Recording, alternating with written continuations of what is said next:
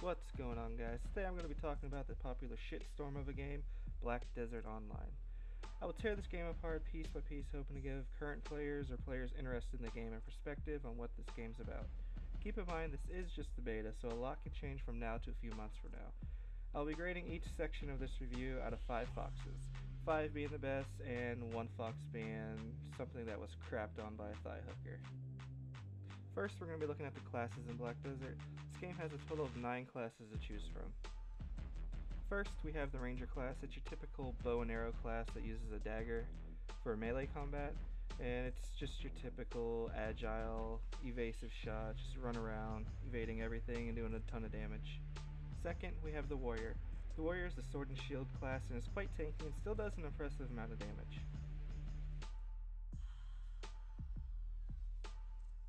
Third, we have the Sorcerer. This is a magic melee class with a few range skills, but it definitely specializes in melee as well as AoE.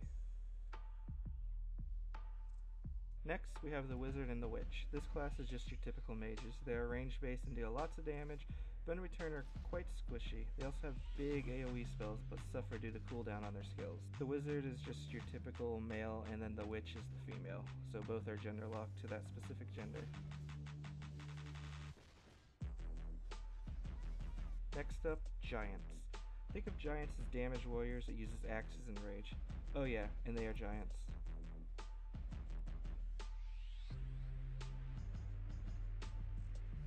Next up, we have the Tamer. They are sorta a pet summon class that uses swords. Oh yeah, Tamers can also use their summons as mounts. It is gender locked to female though.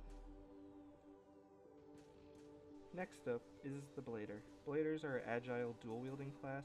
They're also gender locked to males only, which kinda sucks.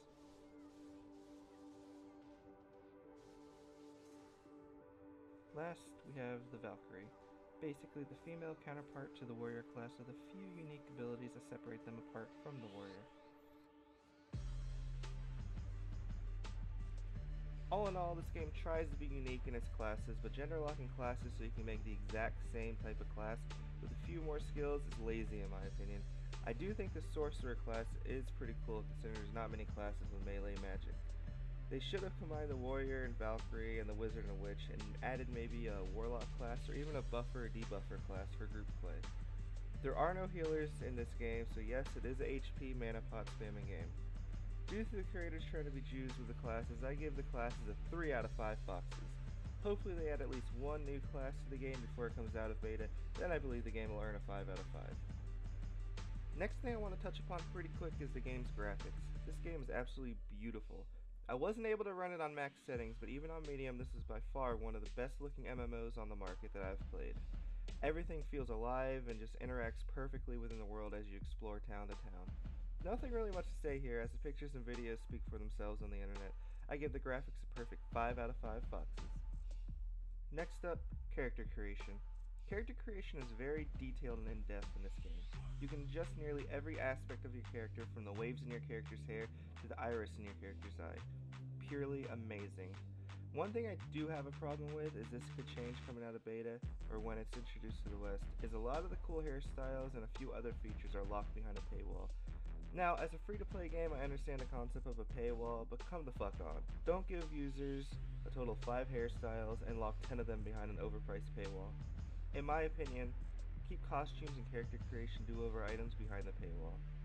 Due to this one factor, I have no choice but to give the character creation a 4 out of 5. If it wasn't as in-depth as it would easily bring the score to 3 or lower. Combat. One of the few things that can make or break a game. Combat in this game isn't your typical World of Warcraft target and spam spells where a character isn't even facing the mobs directly. In this game, it is very, very interactive. Majority of your skills can be comboed, which must be done in perfect sync with your other skills or you won't be able to pull them off. It is pretty easy to learn, but if you are able to master combos, you will easily be on a whole nother level compared to the average person. Don't get me wrong, you can still get by using basic combos, but it's a much better feeling when you master your class and can pull off combos that will decimate your opponents. Overall, combat is really fluid, even when I was playing on a Korean server with a higher ping. I give combat a perfect 5 out of 5 foxes. Next we have where the game takes a complete turn for the worst and slaps you in the face. Quest. So many damn quests in this game, which I personally love. You have quests for the story mode, exploration, combat, professions, trading, you name it, and there's hundreds of quests to go along with it. Now you're probably thinking to yourself, well, that must make leveling pretty easy. Well, guess what? Joke's on you, motherfucker. 90% of the quests in this game do not give character experience. Yeah, you heard me right. Instead of experience, you get something called Contribution EXP, which I will talk about in the next topic. Storyline quests, very few other quests actually give your character experience, which is barely anything as is. Quests are not unique at all on top of that.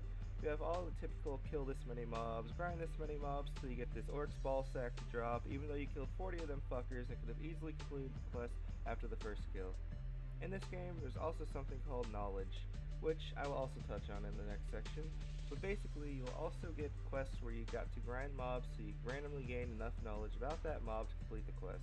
I've had knowledge quests take me 2 to 3 hours to complete. And guess what? The game gives you a big FU and gives you a bit of contribution EXP and a few health pots for your time. Nothing is unique at all about questing in this game. For that, I give this game 1 out of 5 foxes. Now, character resources is something a lot of newer games are doing. ArcheAge had something called labor, and most of the shitty app games for your phone have something called energy. Black Desert has the following: character experience, contribution, skill points, energy, and karma. Character experience is pretty self-explanatory. Kill mobs and do story quests to gain levels. Pretty basic. Contribution is where the game starts to get a tad unique. Contribution is used to purchase housing, warehouse upgrades, lodges for your workers, and to connect nodes, which are kind of like outposts throughout the world. Once you invest contribution into, say, a outpost, you can easily take your contribution out as well, so you'll never lose any contribution you earn. Contribution is earned by questing and gaining contribution EXP so you can level your character's contribution level. Contribution is one of the main reasons you won't want to power grind to 50 or higher. If you did, you would just be at the soft level cap with no contribution, therefore a majority of the game's features would be unavailable to you. I cannot stress this enough. Quest, quest, quest, and earn contribution. Since there is no level cap, I personally feel a player's contribution level makes them a more superior and experienced player than a person with a couple extra levels. Next, we have skill points. Pretty self-explanatory as well. There are tons of skills and skill combos in this game. Eventually, you will learn all your class's skills. Next is energy. Energy is used for gathering as well as interacting with NPCs to gain more knowledge or become more intimate with that NPC. Energy is earned by how much knowledge you have. What is knowledge, you may ask? Well, let me tell you. Each outpost/town and even NPCs scattered throughout the world have knowledge. Basically, you talk to the NPC to gain knowledge, so whenever you visit a new town, be prepared to run around and talk to every NPC in a site to gain knowledge so you're able to get all the quests in that area and get the energy levels. Also, mobs in the game have knowledge. To gain knowledge from mobs, guess what you have to do? Grind, grind, grind, till you randomly get a C or better grade from the mob to gain knowledge of it. Exploring also gives you knowledge, so knowledge is pretty important in the game. Last, we have karma. Karma is basically your character PvP status, I guess you can call it. If you PK people, you are hit with a heavy karma loss. If you kill NPCs in town, you also lose karma. Basically, outside of guild vs guild and say Castle Wars, PvP is pretty pointless. The karma you lose just isn't worth it, and you get nothing from losing a ton of karma and becoming bad. Overall, I have to give this section a 4 out of 5 foxes. Would be a perfect 5 if they fixed the karma system and the mob grind. This game features a trade system sorta like ArcheAge.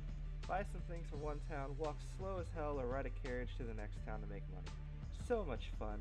One cool feature is you can tame and breed horses and even level up your horse as you ride them. Guess what? Another grind. Horses are slow as hell to start off, but get mind-numbingly fast once you hit the high levels. I'm not even joking. They can become so fast that they don't even load on your screen quick enough, so you rarely ever see them out in the world being rode. But be prepared to grind.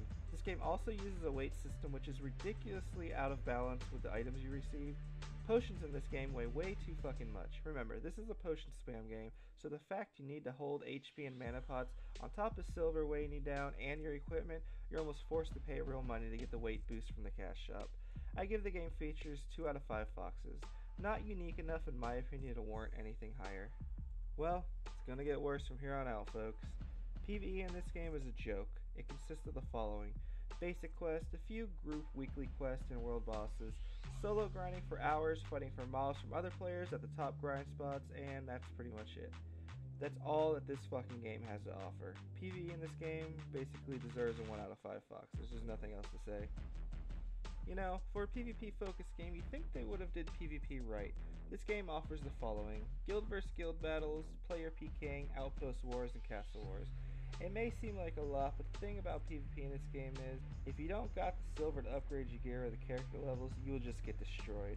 Silver rules PvP. If you're rich or in a guild that owns lots of land for the profit you get, you will dominate the game. The average player just doesn't stand a chance in PvP. This also gets 1 out of 5 foxes. The economy in this game is basically controlled by the cash shop's vendors.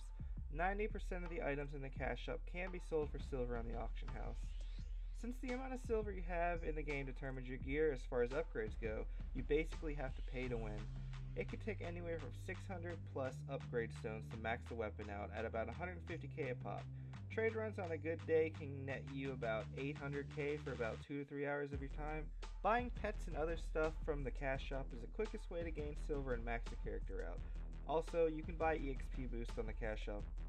This game is just pay to win. There's no other way to explain it. If you're rich, you'll do great. If you're poor, well, sadly, just move on to better games. Hopefully this changes by the time the Western release comes, but I doubt it. I give the economy 1 out of 5 foxes. Well, that's basically all this game has to offer in its current state.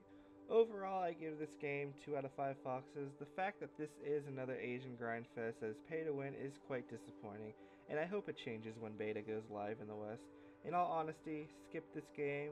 Don't pay for a Korean account. If you want to play it, just wait for the NA beta next year. Hope this review has helped you, and stay tuned for more videos.